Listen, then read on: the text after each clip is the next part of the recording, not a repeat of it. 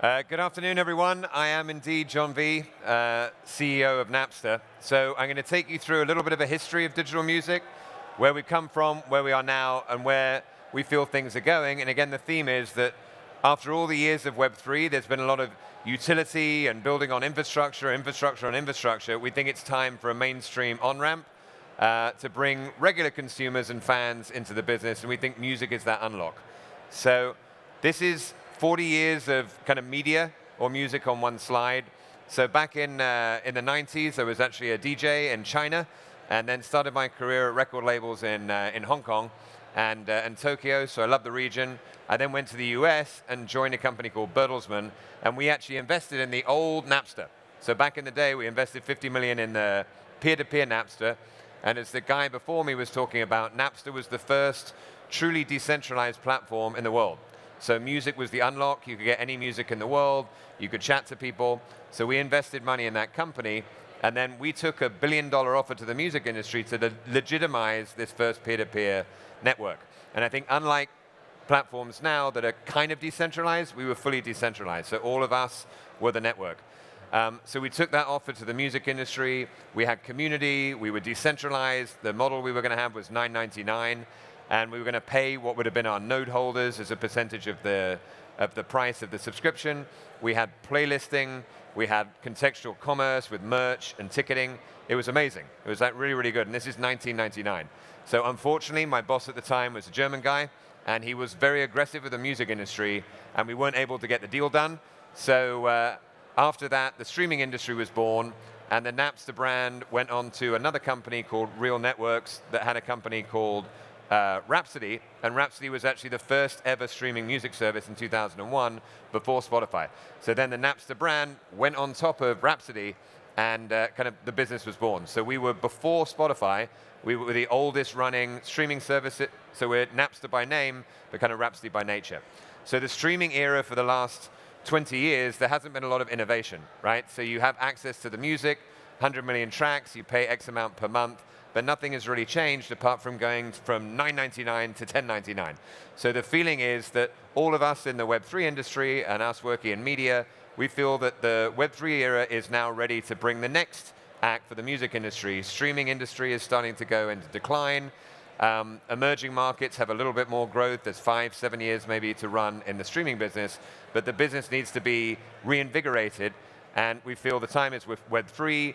Ideologically, it's about ownership. Artists are ready to connect directly with their fans. They don't want to be held prisoner by platforms, social media, streaming, etc.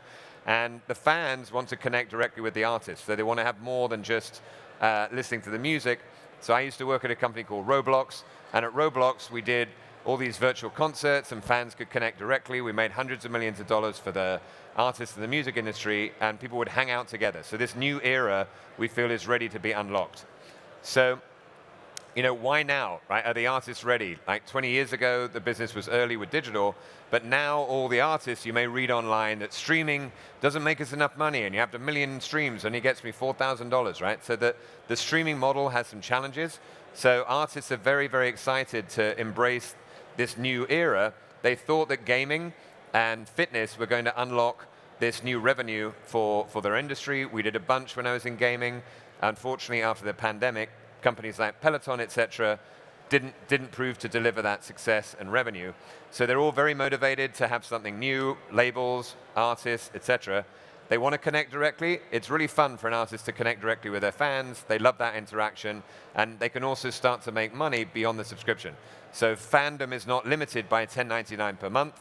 The artist can maybe offer digital goods and sell digital goods to their fans directly, or have experiences that they can do with them. So from an investment perspective, the Web3 music space has been dramatically underinvested in vis-a-vis gaming. So gaming has taken billions of dollars per year in investment into companies like Sandbox and Mythical, et cetera, et cetera. So a lot of the money has been invested in gaming, not a lot in music. So we think the innovation is great, but unfortunately not enough money in music, so that presents an opportunity. So we feel, again, that if you're a gaming company and you want to get popular with all your fans, you have to build a brand, then you have to develop a fan base. The great thing about music is that we already have millions of brands supporting us, and those are artists and bands. And then each of those artists and bands have hundreds to millions of followers. So hence, in the old days when the internet was going in its early years, music was the on-ramp to bring all of this onto the internet. We really feel that the opportunity now, both from an investment perspective and a user adoption perspective, music can be that unlock as regular fans and artists start coming onto the platform. So that puts a company like Napster in this nice Goldilocks situation where we're not too big and we're not too small. So on the right-hand side, companies like Spotify, they built their platform around what they're calling audio, so they're kind of moving away from music, and they're focusing on higher margin products. They're kind of leaving the music behind. They're very big. The product roadmap is for years ahead, so very difficult for them to change. And the Web3 startups on the other side, great innovation, but due to the other slide, haven't taken enough money, unfortunately, to be able to see it through. And a lot of those we feel are more like features. It's very difficult to do stuff without the rights. So Napster has all the same rights as Spotify. We have users, et cetera, et cetera. So we're in this nice middle ground where we've started acquiring some companies in the Web3 music space. We're looking to acquire some more to really start this new era of the business in terms of the product roadmap. So again, for those of you who have never used Napster, in fact, who used Napster back in the day? Just show of hands. Make sure. That's pretty good. Pretty good. I'll give one of you a T-shirt. We have T-shirts. We got our merch today. But yeah, so Napster was a big thing, right? We had 85 million people in 1999. AOL had like 20 million. So we were like the internet. There was only 3 million websites. So Napster was a big thing. We have all these users around the world that love the brand. I go from New York to Dubai to Singapore, and people want to take pictures, not because of me, just a T-shirt and a Napster. So there's a lot of brand love. We have the same rights again as Spotify, so very difficult to replicate. Same music, very similar. And then we have this global user base who've been with us for a long time, again, because we were the grandfather, if you like, of Spotify. So this is the notion of kind of Web 2.5. So we're not fully Web 3. We have an existing business, and then we can build these new features on top as well. So the prospect that we're suggesting for music right now, again, not a very exciting proposition. You go onto the service, you can listen to whatever you can listen to, it's a certain price per month, not very dynamic. You don't expect to go on to Spotify and connect with fans or connect with artists directly. Where we think there's an opportunity is to break down the wall between the artist and the fan. So if you go onto the platform, you would expect to see maybe Taylor Swift hanging out or one of your friends hanging out. They're doing live performances, they're digital goods. It's a little bit more like the company I worked at before, Roblox, right, where it's more of this community. Napster will be building a platform that will have tools for creators and curators to build on, both digital goods and digital experiences. And then as we go through the life cycle, we think we can also get to this co-creator era of the music industry, where music has become atomized. You've heard about AI and remixing and stems and all this kind of thing. So with photos, we've had Instagram. With video, we've had TikTok. But music has never had that music moment yet. So we feel it's a great opportunity to fans with AI and remixing to kind of do their own versions of songs. And I did a remix app 12 years ago called Rompler. We went to #1 in the App Store. Still one of the things I'm most proud of building. So super, super fun when you can kind of become a creator or an artist yourself in music. And it's all going to be very possible very soon. And philosophically, I think the traditional Web3, I was the metaverse side of Web3, and we were making hundreds of millions of dollars in the metaverse, but we were doing it with people paying, real fans paying $1, $3, $5, not with sort of fancy collectors paying thousands of dollars.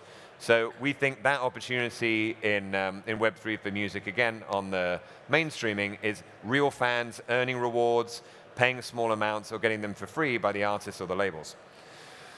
So some small examples, if anyone has ever felt, oh, I heard Billie Eilish before she was popular, or whoever it was, right? Or Diplo or the DJ, no one believes you, right? So now with things like fan tokens, as you go onto the Napster service, your profile will start lighting up like a Christmas tree as you can see all the different fans that you've been supporting over the years. You can then have a relationship maybe with the artist when you go to a live show. They can recognize that one of their top 100 fans is there. Maybe you get to do a meet and greet. You get some goodies, et cetera, digital goods, physical goods. We're a strong believer, we haven't got time to talk today, but about playlisting. So has anyone ever made a playlist?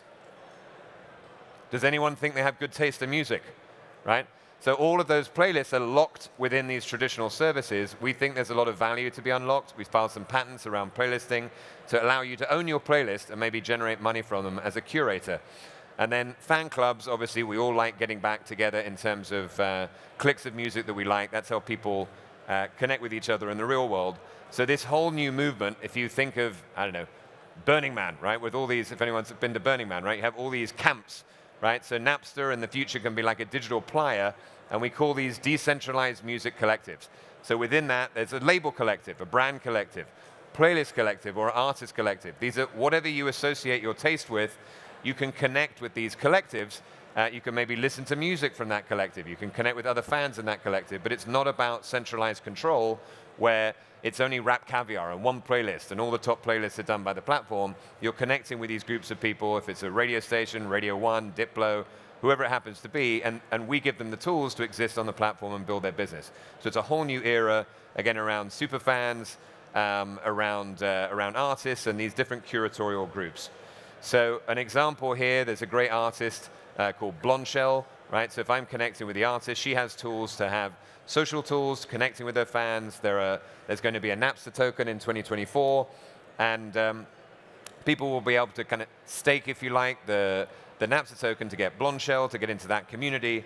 And so if you can connect early, you have a way to support the artist. You can kind of prove that you're part of that collective. And as they become popular, you kind of benefit with rewards and engagement and potentially return in the community. So in summary, as we're bringing to a close, it really feels like, as we've been talking about, music is going to be the unlock. All of us have heard about, layer ones and this layer one and that one, and then everyone's, branching off Ethereum and doing layer twos, et cetera. A lot of infrastructure. Eventually, we need something more than like friend.tech, right, in terms of a consumer adoption. We need something really visceral and exciting that everyone relates to, and we think music is that medium, music is that opportunity. We have the fans, we have the artists, so we generally think that music can be the unlock for consumer mass adoption of Web3.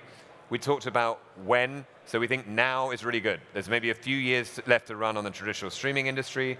Everyone inside the business knows that that's happening, so everyone now needs to work out what's coming next. So everyone's very motivated, labels, publishers, artists, venues, et cetera, and fans. The market opportunity is around this segment called superfans. So Goldman Sachs and others have put that market at around $4.5 billion, and that's about 30% of all music fans are these superfans. And I was with the label executive the other day. It's weird in any industry where you have a third of your fans going, we want more, and the industry doesn't know what to give them. So there's this pent-up demand from fans and artists. So our hypothesis is Napster hopefully can help with this unlock of Web3 to rationalize and justify the whole industry, everything that's been invested. We have a great brand. We have all these loyal users around the world that love the brand. We have all the rights, the same as the other platforms, and we're ready to do something new and exciting. So we'd encourage you, if anyone is interested in music and we're looking for partnerships, et cetera, artists and technology partnerships.